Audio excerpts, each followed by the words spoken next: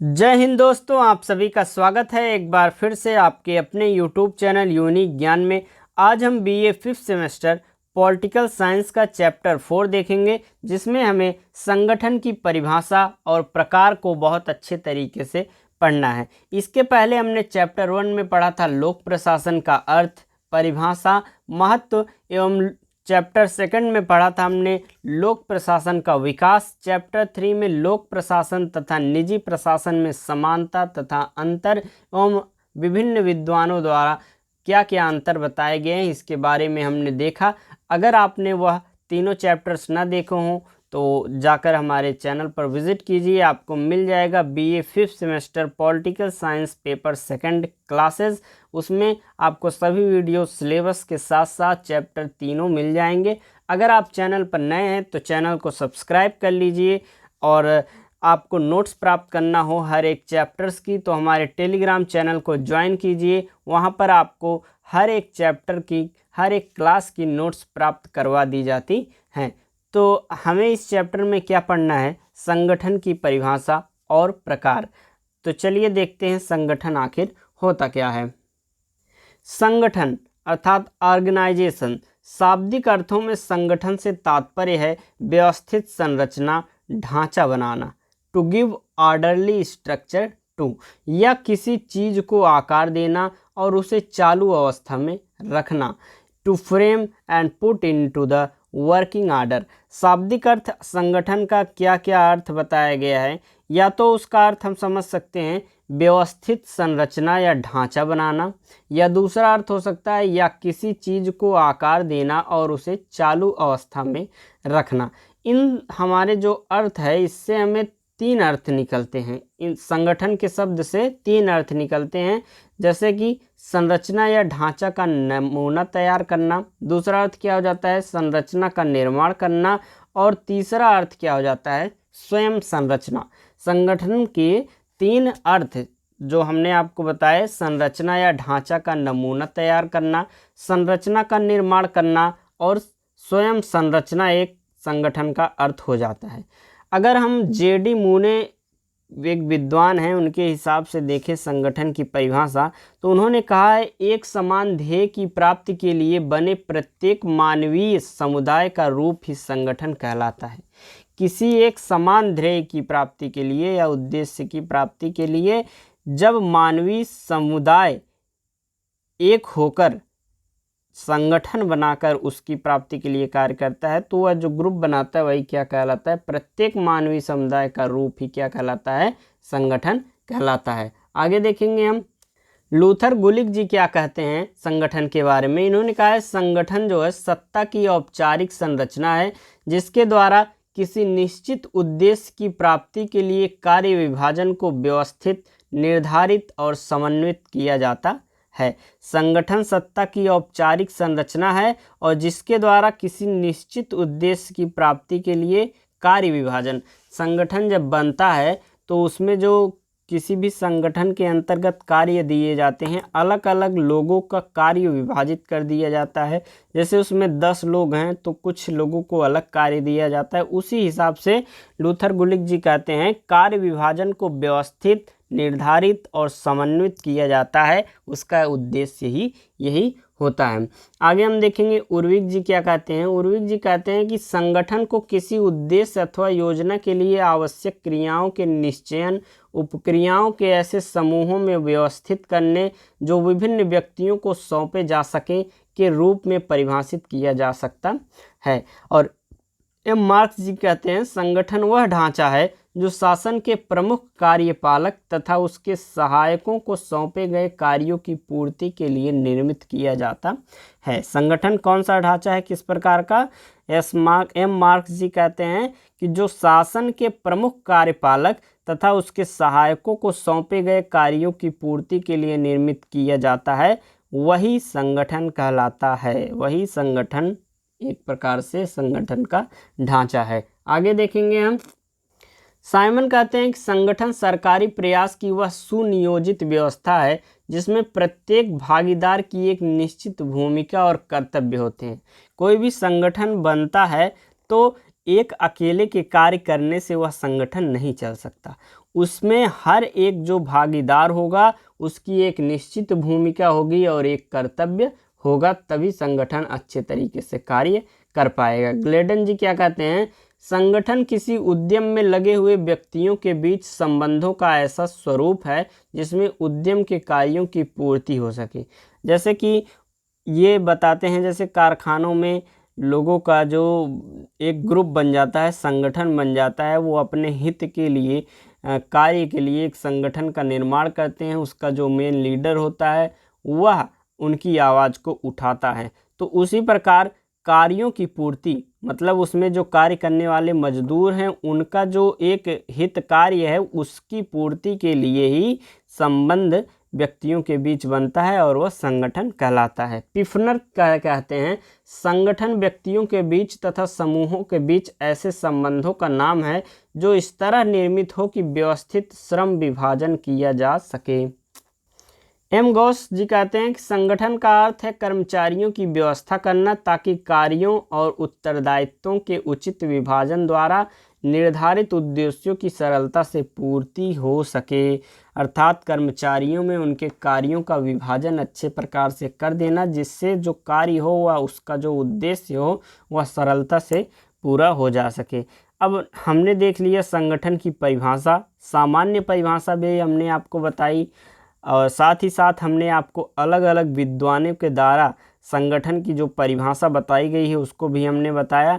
आगे हम देखेंगे संगठन के प्रकार, संगठन के कितने प्रकार हो सकते हैं, औपचारिक संगठन और अनौपचारिक संगठन, यह दो प्रकार हैं, अनौपचारिक और औपचारिक। अब इन दोनों संगठनों के बारे में हम अच्छे से पढ़ेंगे और इनके विषय में अनेक विद्वान क्या कहते हैं उन मतों पर भी हम ध्यान देंगे।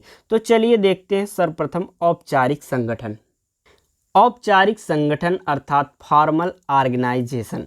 औपचारिक संगठन को यांत्रिक संगठन यानी कि मैकेनिकल ऑर्गेनाइजेशन या अभियांत्रिकी संगठन, इंजीनियरिंग ऑर्गेनाइजेशन या संरचनात्मक कार्यात्मक स्ट्रक्चर फंक्शनल ऑर्गेनाइजेशन भी कहा जाता है। औपचारिक संगठन को क्या क्या कहा जाता है, यांत्रिक, अभियांत्रिकी या संरचनात्मक कार्यात्मक संगठन कहा जाता है। औपचारिक संगठन उस संगठन को कहते हैं जिसमें प्रत्येक स्तर पर स्थिति, अधिकार और उत्तरदायित्व को परिभाषित किया जाता है। मतलब उसके जितने भी स्तर होते हैं, उसके जितने ही चरण होते हैं, उस सभी में स्थिति और लोगों के अधिकार तथा उनके उत्तरदायित्व को परिभाषित किया जाता है। साइमन ने क्या कहा है कि औपचारिक संगठन को परिभाषित करते हुए साइमन ने कहा है कि औपचारिक संगठन से आशय है व्यवहारों और संबंधों का वह स्वरूप जो किसी संगठन के सदस्यों के औचित्यपूर्ण ढंग से जानबूझकर नियोजित किया जाता है। अर्थात जो लोग होते हैं उनके व्यवहारों और संबंधों का एक ऐसा स्वरूप को देखकर औपचारिक संगठन का निर्माण किया जाता है जिसमें एक औचित्यपूर्ण ढंग से जानबूझकर वह जो संगठन तैयार किया जाता है किसी उद्देश्य की प्राप्ति के लिए। ई.ओ. स्टेने जी कहते हैं कि औपचारिक संगठन व्यक्तियों की संख्या है जो किसी सामान्य कार्य को पूरा करने के लिए अपने व्यक्तिगत प्रयासों को व्यवस्थित रूप से सोच समझकर एक दूसरे से जोड़ता है। संगठन क्या है, व्यक्तियों की संख्या है, अर्थात व्यक्तियों से मिलकर ही संगठन बनता है जो कोई सामान्य कार्य को पूरा करने के लिए अपने व्यक्तिगत प्रयासों को व्यवस्थित रूप से सोच समझकर एक दूसरे को जोड़ते हैं। अर्थात अपने अपने विचारों को एक दूसरे से जोड़कर अपने कार्य को, एक सामान्य कार्य को पूरा करने में बहुत आसानी हो जाती है लोगों के। जैसे आपने एक कहावत भी सुनी होगी, एक से भले दो, या आपने यह भी सुना होगा एकता में बल होता है। उसी प्रकार जब संगठन बन जाता है तो अनेक लोगों के विचार जब मिल जाते हैं तो किसी भी कार्य को पूरा करने में आसानी होती है। एल.डी. वाइट जी कहते हैं कि औपचारिक संगठन शासन में विधि और शीर्षस्थ प्रबंध द्वारा स्थापित संबंधों का औपचारिक घोषित रूप है। क्या है, शासन में विधि और शीर्षस्थ प्रबंध द्वारा स्थापित संबंधों का औपचारिक रूप घोषित रूप है। अगला हम देखेंगे हमारा क्या है, अनौपचारिक संगठन। अनौपचारिक संगठन की अवधारणा समाज मनोवैज्ञानिक द्वारा प्रचलित है और इसमें मानव तत्व पर बल दिया गया है। पहला जो था अनौपचारिक संगठन, वह ढांचा का रूप होता है। जैसे कि औपचारिक जो होता है वह ढांचा जो है औपचारिक होता है, और अनौपचारिक में क्या आता है, इसमें मानव तत्व पर बल दिया जाता है, अर्थात मानवीय संबंध अनौपचारिक होता है। आगे देखेंगे हम। इसलिए ही अनौपचारिक संगठन को, एक प्रकार से हम देखें, इसलिए ही अनौपचारिक संगठन को सामाजिक मनोवैज्ञानिक संगठन, सोशल साइकोलॉजिकल ऑर्गेनाइजेशन या मानवतावादी संगठन, ह्यूमैनिटेरियन ऑर्गेनाइजेशन भी कहते हैं। और अनौपचारिक संगठन का अर्थ उन व्यक्तिगत तथा सामाजिक संबंधों से है जो व्यक्तियों के एक दूसरे के साथ संगठित होने से स्वतः उदय हो जाती है। जब कोई भी व्यक्ति एक दूसरे से स्वतः जुड़ जाते हैं, अपने आप एक दूसरे के साथ संगठित होने लगते हैं, तो अनौपचारिक संगठन जो है वह आप अपने आप बन जाती है। अर्थात जो औपचारिक था उसे किसी एक उद्देश्य के लिए बनाया जाता है, और अनौपचारिक जो होता है उसमें व्यक्ति जो होते हैं वह अपने आप जुड़ जाते हैं, और एक ग्रुप का, जब एक संगठन का निर्माण होता है वह अनौपचारिक होता है। औपचारिक आप समझ गए होंगे। औपचारिक क्या होता है, जब किसी उद्देश्य के लिए कोई संगठन नियोजित किया जाता है या बनाया जाता है तो वह औपचारिक होता है। लेकिन जब अपने आप बनता है कोई भी संगठन, एक दूसरे से व्यक्ति जब जुड़ने लगते हैं और संगठन का निर्माण हो जाता है, वह अनौपचारिक संगठन में आ जाता है। यहाँ से आपको क्लियर हो गया होगा औपचारिक और अनौपचारिक संगठन में अंतर, मतलब एक प्रकार से आपको परिभाषा भी समझ में आ गई होगी।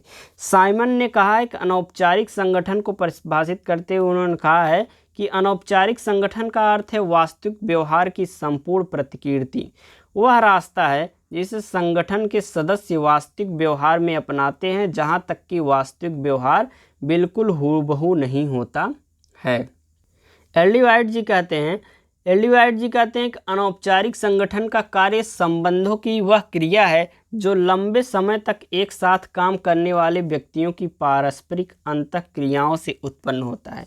जब किसी भी जगह पर, किसी भी स्थान पर जब अनेक व्यक्ति कार्य करते हैं तो अपने आप ही उनके मध्य एक व्यवहार रूप से आपस में जान पहचान हो जाती है, और जब वह संगठन का एक रूप धारण कर लेता है तो वही समझ लीजिए अनौपचारिक संगठन है। अगर आपको इतना परिभाषा देने के बाद भी औपचारिक और अनौपचारिक नहीं समझ में आ रहा है, तो अब हम आपको औपचारिक और अनौपचारिक संगठन में अंतर बताएंगे तो आपको क्रिस्टल क्लियर एकदम अच्छे से समझ में आ जाएगा। मतलब समझ में तो परिभाषा भी आपको अच्छे से आई होगी, लेकिन आपको क्लियर यहाँ पर हो जाएगा। किसी भी संगठन का अध्ययन करते समय औपचारिक और अनौपचारिक संगठन के बीच अंतर को समझा जा सकता है। संगठन का अध्ययन करते समय उनके औपचारिक और अनौपचारिक संगठन के बीच के अंतर को समझा जा सकता है। पहला अंतर क्या होता है, औपचारिक संगठन अधिकार के प्रत्यायोजन से निर्मित होता है, जबकि अनौपचारिक संगठन लोगों की सामाजिक प्रतिक्रिया के फलस्वरूप। अधिकार के प्रत्यायोजन से कौन उत्पन्न होता है, औपचारिक, और जो सामाजिक प्रतिक्रिया के फलस्वरूप होता है वह क्या है, अनौपचारिक। आगे देखेंगे अगला अंतर हम। दूसरा है औपचारिक संगठन में अधिकारों और उत्तरदायित्वों पर बल दिया जाता है। औपचारिक संगठन में अधिकारों और उत्तरदायित्वों पर बल दिया जाता है, जबकि अनौपचारिक संगठन में व्यक्तियों और उनके संबंधों पर बल दिया जाता है। अर्थात जो औपचारिक संगठन होते हैं उसमें क्या अधिकार हैं, क्या उनके उत्तरदायित्व हैं, उन्हें क्या कार्य सौंपा गया है, उसको पूर्ण कराने पर बल दिया जाता है औपचारिक संगठनों में। लेकिन अनौपचारिक संगठन में क्या होता है, व्यक्तियों और उनके बीच संबंधों को देखा जाता है। तीसरा क्या है, औपचारिक संगठन जानबूझकर बनाया जाता है, जबकि अनौपचारिक संगठन स्वाभाविक रूप से विकसित हो जाता है।